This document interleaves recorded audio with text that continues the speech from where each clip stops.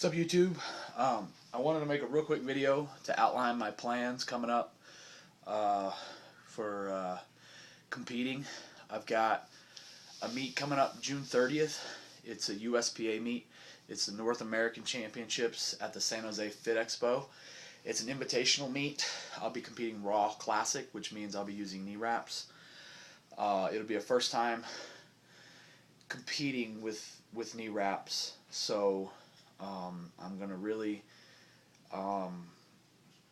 get into the wraps in my training as much as I can. And I think for me that's going to mean wrapping up around 405 on the squat, which is it makes me a little nervous to do that because of 405, you know, that weight for me on the squat is really easy.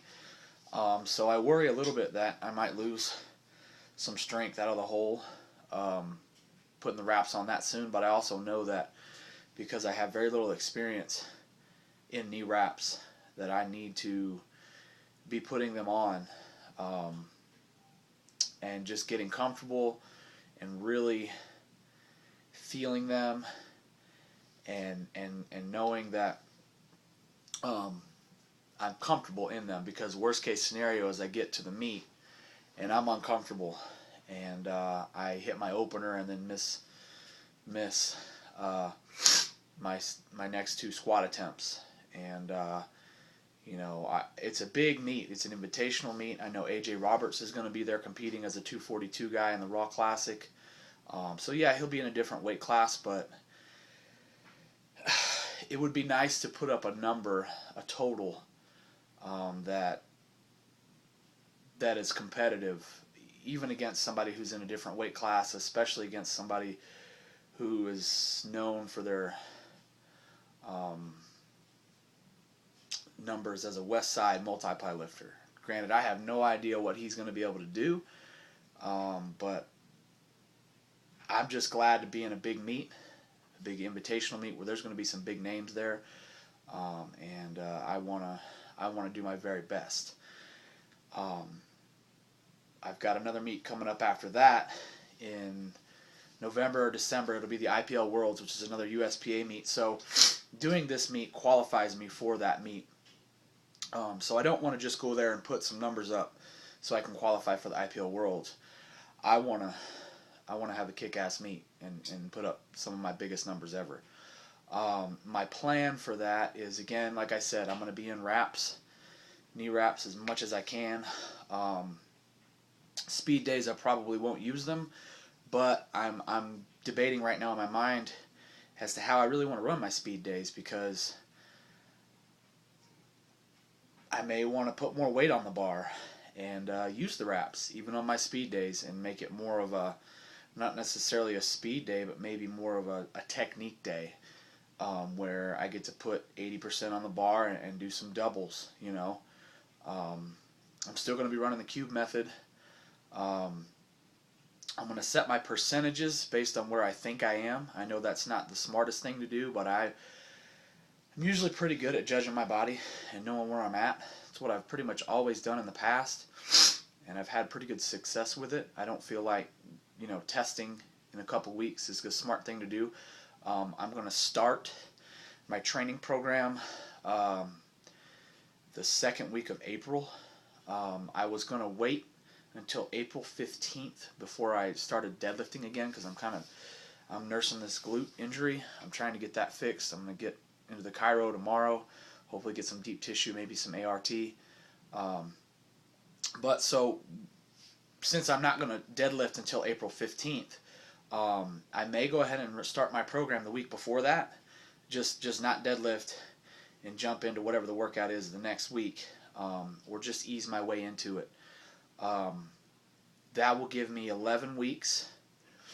If I start the week before the 15th, that'll give me 11 full weeks. That'll give me, you know, the 9 weeks of training to run through the cube and get through each workout 3 times each. And then it'll give me a week to deload, and then a week off, and then meet. So I think that'll be the smartest thing to do.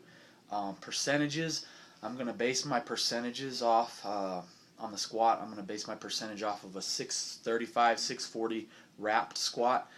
I've never squatted that much, raw or wrapped, but my best raw, no wrap squat is 601. I think I had a little bit left in me. I got red lighted on a 612 on depth, no big deal. I think I could have gotten that lift to depth. So I think I'm being conservative. I think I'm being careful if I base my percentages off of a 635 wrapped squat. And the thing is, with percentages, you can always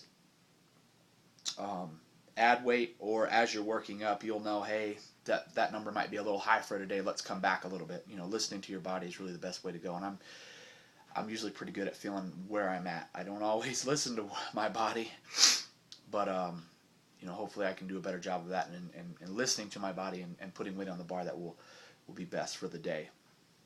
For my bench, I'm going to base my percentages off of a 450. I tested a while back and just missed 451 at lockout. I think there's a chance I might have been able to hit that if I would have taken a lower number on my second and saved a little bit more for that third. That's pure speculation. I have no idea, again.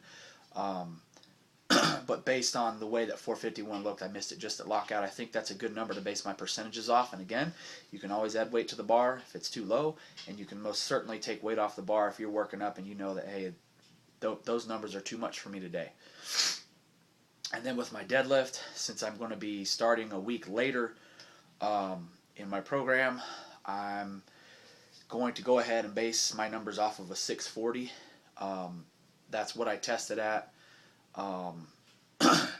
when I ran through the first 9-week cycle of the cube post IPL Worlds meet. I pulled 660 at IPL, but when I ran through that 9-week cycle the first time with the cube, I was battling sleep with the newborn, and I had just started to kind of have some issues with my glute.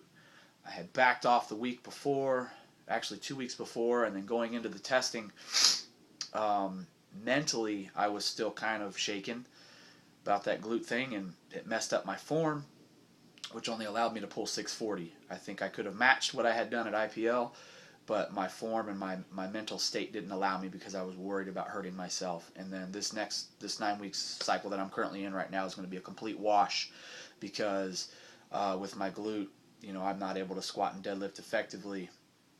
So that's why I'm just going to go ahead and plan on starting over around the second week of April and take that 11 weeks to just get everything set and in place as best I can. And hopefully I can get into this Cairo twice before I start that next cube cycle, and I can get this glute thing